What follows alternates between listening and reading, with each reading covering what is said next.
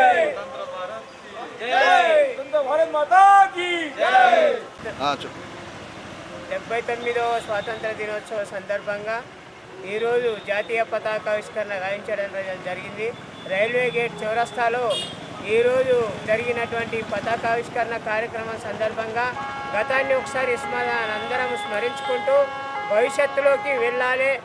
79 సంవత్సరాల స్వాతంత్ర దేశంలో మనం అనుభవించిన బాధలేంది, మనం అనుభవించిన లెక్కలేంది. ఎక్కువ కాలము కాంగ్రెస్ పార్టీ పరిపాలించింది, కానీ ఎన్నడూ ఇంత అన్యాయాలు చూడలేదు. కానీ ఈసారి మాత్రం దొంగ రాజ్యాంగాన్ని వంచే అటువంటి పని ఈ బీజేపీ గవర్నమెంట్ చేస్తూ ఉన్నది.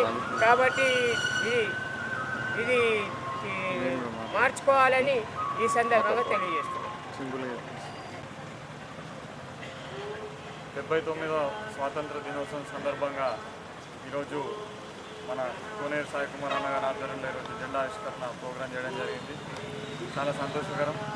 ఈరోజు ఎంతోమంది మహనీయుల పోరాట ఫలితమే ఈరోజు స్వతంత్ర భారతదేశం మనం ఉన్నాము. భారత రాజ్యాంగం ఏర్పడ్డాక ఈరోజు దాన్ని కాలరాసే దిశగా కేంద్ర పాలకులు వ్యవహరిస్తూ ఉన్నారు.